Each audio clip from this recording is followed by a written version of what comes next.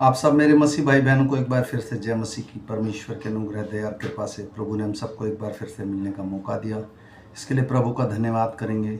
और आज तारीख है 2/7/2025 और हम शाम का वचन पढ़ेंगे। मेरे भाई और बहनों, मैं सिर्फ बेसिक बाइबल पढ़ता हूँ और सुबह नया नियम, शाम को पुराना नियम। अगर कोई मुझे फॉलो करेगा करीब 365 दिन में पूरी की पूरी बाइबल कंप्लीट कर लेगा। तो आज हम पढ़ेंगे आयूब की पुस्तक में से 22, 23 और 24 अध्याय। इसके पढ़े सुने जाने पर प्रभु की आशीष हो। तब तेमानी एलीपज ने कहा, क्या मनुष्य से परमेश्वर को लाभ पहुंच सकता है? जो बुद्धिमान वह अपने ही लाभ का कारण होता है। क्या तेरे धर्मी होने से सर्वशक्तिमान सुख पा सकता है? तेरी चाल की खराई से क्या उसे कुछ लाभ हो सकता है? वह तो तुझे डांटता है और तुझसे मुकदमा लड़ता है। तो क्या यह तेरी भक्ति के कारण है? क्या तेरी बुराई बहुत नहीं? तेरे अधर्म के कामों का कुछ अंत नहीं? तूने अपने भाई का बंधक अकारण रख लिया और नंगे के वस्त्र उतार लिए। थके हुए को तूने पानी न पिलाया और भूखे को रोटी देने से इनकार किया। जो बलवान था उसी को भूमि मिली और जिस पुरुष की प्रतिष्ठा थी वही उसमें बस गया। तूने विधवाओं को छूछे हाथ लौटा दिया और अनाथों की बाहों को तोड़ डाली। इस कारण तेरे चारों ओर फंदे लगे हैं और अचानक डर के मारे तू घबरा रहा है। क्या तू अंधियारे को नहीं देखता और वह बाढ़ को जिससे तू डूब रहा है? क्या परमेश्वर स्वर्ग के ऊंचे स्थान में नहीं है? ऊंचे से ऊंचे तारों को देख कि वे कितने ऊंचे हैं। फिर तू कहता है, परमेश्वर क्या जानता है? क्या वह घोर अंधकार की आड़ में होकर न्याय कर सकता है? काली घटाओं से वह ऐसा छिपा रहता है कि कुछ नहीं देख सकता। वह तो आकाश मंडल ही के ऊपर चलता फिरता है। क्या तू उस पुराने रास्ते को पकड़े रहेगा जिस पर अनर्थ करने वाले चलते हैं? वे अपने समय से पहले उठा लिए गए और उनके घर की नींव नदी बहा ले गई। उनके परमेश्वर से कहा था, हमसे दूर हो जा। और यह कि सर्वशक्तिमान हमारा क्या कर सकता है? तो भी उनके घर अच्छे अच्छे पदार्थों से भर दिए, परंतु दुष्ट लोगों का विचार मुझसे दूर रहे। धर्मी देखकर आनंदित होते हैं और निर्दोष लोग उसकी हंसी करते हैं। जो हमारे विरुद्ध उठे थे निस्संदेह मिट गए और उनका बड़ा धन आग का कोर हो गया। उससे मेल मिलाप कर, तब तुझे शांति मिलेगी और इससे तेरी भलाई होगी। उसके मुंह से शिक्षा सुन ले और उसके वचन अपने मन में रख। यदि तू सर्वशक्तिमान की ओर फिर के समीप जाए और उसके डेरे से कुटिल काम दूर करे तो तू बन जाएगा। तू अपनी अनमोल वस्तुओं को धूल पर वरन ओपेर के कुंदन भी नालों के पत्थरों में डाल दे। तब सर्वशक्तिमान आप तेरे अनमोल वस्तु और तेरे लिए चमकीली चांदी होगा। तब तू सर्वशक्तिमान से सुख पाएगा और परमेश्वर की ओर अपना मुंह बेखटक उठा सकेगा। तू उससे प्रार्थना करेगा और वह तेरी सुन लेगा और तू अपनी मन्नतों को पूरी करेगा। जो बात तू ठाने वह तुझसे बन भी पड़ेगी और तेरे मार्गों पर प्रकाश रहेगा। चाहे दुर्भाग्य हो तो भी तू कहेगा कि सौभाग्य होगा, क्योंकि वह नम्र मनुष्य को बचाता है। जो निर्दोष हो उसको वह बचाता है। तेरे शुद्ध कर्मों के कारण तू छुड़ाया जाएगा।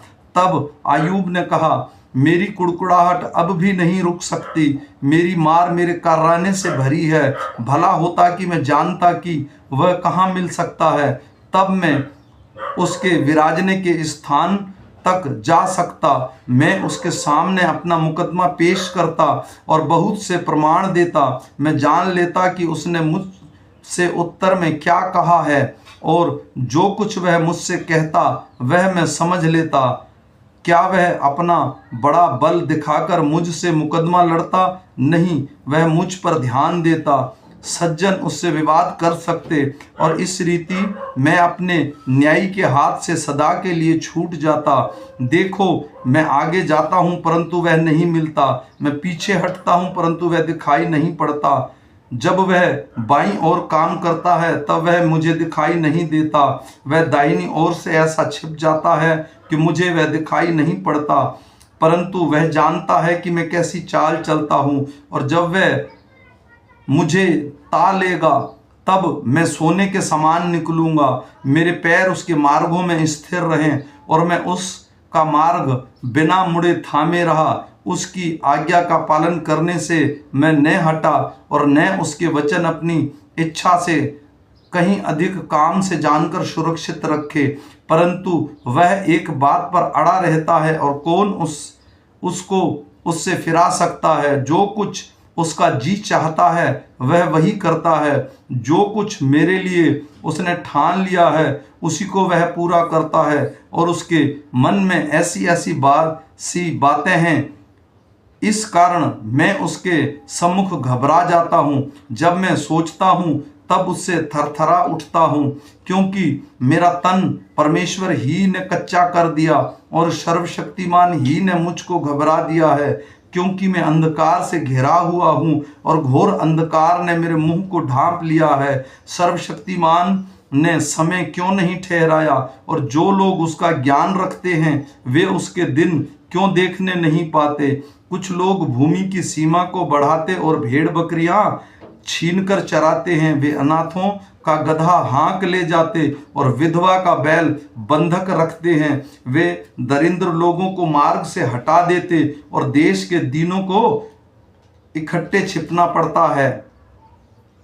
देखो, वे जंगली गधे के समान अपने काम को और कुछ भोजन यत्न से ढूंढने को निकल जाते हैं। उनके बाल बच्चों का भोजन उनके जंगल से मिलता है। उनको खेत में चारा काटना और दुष्टों की बची बचाई दाख बटोरना पड़ता है। रात को उन्हें बिना वस्त्र नंगे पड़े रहना और जाड़े के समय बिना ओढ़े रहना पड़ता है।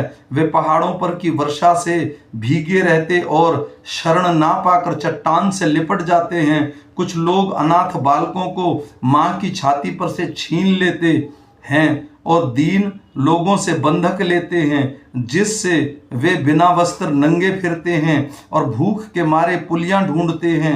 वे उनकी दीवारों के भीतर तेल पेरेते और उनके कुंडों में दाख रोंदते हुए भी प्यासे रहते हैं। वे बड़े नगर में कहराते हैं और घायल किए हुए का जी दुहाई देता है, परंतु परमेश्वर मूर्खता का हिसाब नहीं लेता। कुछ लोग उजियाले से बैर रखते, वे उनके मार्गों को कभी नहीं पहचानते और ना उनके मार्गों में बने रहते हैं। हत्यारा पों फटते ही उठकर दीन दरिद्र मनुष्य को घात करता और रात को चोर बन जाता है। वे बेचारी यह सोचकर कि कोई मुझको देखने न पाए दिन डूबने की राह देखता रहता है और वह अपना मुंह छिपाए भी रखता है। वे अंधियारे के समय घरों में सेंध मारते और दिन को छिपे रहते हैं। वे उजियाले को जानते भी नहीं, इसलिए उन सबों को भोर का प्रकाश घोर अंधकार सा जान पड़ता है, क्योंकि घोर अंधकार के भय से वे मित्रता रखते हैं। वे जल के ऊपर हल्की वस्तु के सरीखे हैं, उनके भाग को पृथ्वी के रहने वाले कोसते हैं और वे अपनी दाख की बारियों में लौटने नहीं पाते। जैसे सूखे और धूप से हिम का जल सूख जाता है, वैसे ही पापी लोग अर्धलोक में सूख जाते हैं। माता भी उनको भूल जाती और कीड़े उसे चूसते हैं। भविष्य में उसका स्मरण ना रहेगा। इस रीति टेढ़ा काम करने वाला वृक्ष के समान काट जाएगा। वह बांझ स्त्री को जो कभी नहीं जनी लूटता और विधवा से भलाई करना नहीं चाहता। बलात्कारियों को भी परमेश्वर अपनी शक्ति से खींच लेता है। जो जीवित रहने की आशा नहीं रखता वह भी फिर उठ बैठता है। वह उन्हें ऐसे बेखटक कर देता है कि वे संभलते रहते हैं और उनकी कृपा दृष्टि उनकी चाल पर लगी रहती है। वे थोड़ी देर के लिए बढ़ते हैं तब जाते रहते हैं। वे दबाए जाते और सबों के समान रख लिए जाते हैं और अनाज की बालों के समान काटे जाते हैं। क्या यह सच नहीं? कौन मुझे झुठलाएगा? कौन मेरी बात को निकम्मा ठहराएगा। आमीन। मेरे भाइयों और बहनों, ये छोटा सा वचन है, फिर लेंगे सुबह के वचन के साथ।